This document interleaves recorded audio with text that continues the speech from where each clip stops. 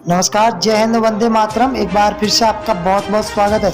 महाराष्ट्र के अंदर विधानसभा चुनाव 2024 के अंदर है और इससे पहले आपको बता दें कि महाराष्ट्र के अंदर ऐसी ही पार्टियों के अंदर अब की बार खलबली मची हुई दिखाई दे रही है। परंतु आपको बता दें कि शिवसेना और एनसीपी ने अपनी पूर्ण तैयारियां शुरू कर दी है, तो लुभावने वादे भी शुरू हो चुके हैं कि अब की बार महाराष्ट्र के अंदर किसकी बनेगी सरकार। क्या दखलंदाजी के हिसाब से देखा जाए तो शिवसेना और एनसीपी के बीच में ऐसी कड़ी टक्कर देखने को मिलेगी 2024 के अंदर। परंतु आपको बता दें कि चुनाव से पहले आम आदमी पार्टी ने भी ऐलान कर दिया है कि अब की बार महाराष्ट्र के अंदर विधानसभा चुनाव पूरी जोरों तोरों पर चुनावी तैयारियां शुरू कर दी है।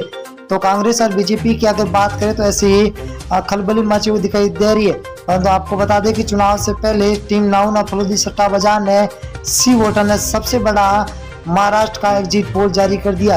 ओपिनियन पोल को देखते हुए सभी पार्टियां हरकत में आ चुकी है कि महाराष्ट्र के अंदर किसकी बनेगी सरकार। अब देखा जाए तो महाराष्ट्र के अंदर 2023 से 24 के अंदर विधानसभा चुनाव है और उसके बाद में लोकसभा चुनाव भी नजदीक है। अगर हम पहले जिले की बात करें तो नंदुरबार जिला जहाँ कुल 4 सीट है, जहाँ बीजेपी और शिंदे गुट को 1 सीट और एनसीपी को 1 सीट, शिवसेना को 1, कांग्रेस को 1, तो अन्य के खाते में 0 सीट जाती हुई दिखाई दे रही है। अगला जिला है अहमदनगर जिला जहाँ कुल 12 सीटें, बहुत ही बड़ा जिला है, 12 सीटें बीजेपी और शिंदे गुट को 5 सीटें मिल रही है, तो एनसीपी को 2, शिवसेना को यहाँ पर 3 सीटें मिल रही है, तो कांग्रेस 2 सीटों पर है। अगर बात करें हम बहुत ही बड़ी घोषणा की तो यहाँ पर है सांगली जिला।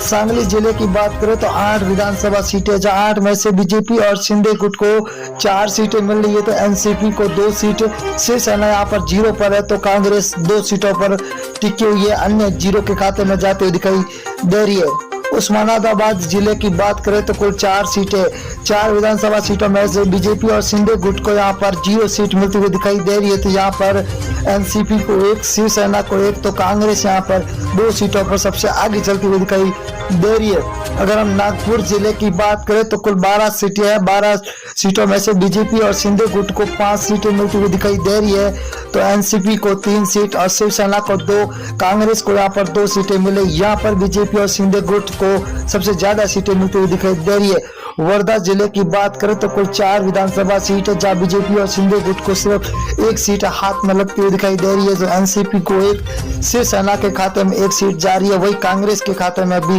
1 सीट जाती हुई दिखाई दे रही है।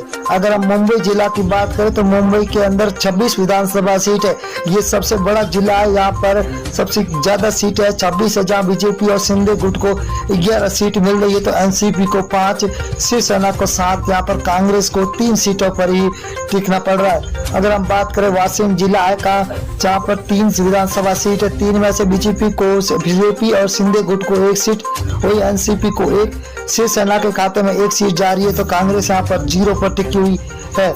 अगले जिले की बात करें तो पुणे जिला, जहाँ पर कुल 21 विधानसभा सीट है, बहुत ही बड़ा जिला है, जहाँ पर 21 विधानसभा है, बीजेपी और शिंदे गुट को 9 सीट मिल रही है, तो एनसीपी को 5, शिवसेना को 4, तो कांग्रेस यहाँ पर 3 सीटों पर टिकी हुई है, अन्य के खाते में 0 सीट मिलती हुई दिखाई दे रही है। सिंधुदुर्ग जिला है, जहाँ पर कुल 3 विधानसभा सीट है, 3 में से बीजेपी को और शिंदे गुट को 1 सीट मिल रही है, वही एनसीपी के खाते में 1, तो शिवसेना के खाते में 1 सीट जा रही है, वही कांग्रेस को 0 सीट पे यहाँ पर टिकना ही पड़ रहा है। अगली बात करें हम अकोला जिला है, अकोला के अंदर कुल 5 विधानसभा सीट है, 5 में से बीजेपी और शिंदे गुट को 2 सीट मिल रही है, तो एनसीपी को 1, वह शिवसेना के खाते में 1 जा रही है, तो कांग्रेस यहाँ पर 1 सीट पर टिकी हुई है, तो अन्य के खाते में 0 सीट जाती हुई दिखाई दे रही है। नांदेड़ जिला है, नांदेड़ के अंदर 9 विधानसभा सीट है, जहाँ बीजेपी और शिंदे गुट को 4 सीट मिल रही है, तो एनसीपी को 2, शिवसेना के खाते में 2 सीटें जा रही है, तो वही कांग्रेस यहाँ पर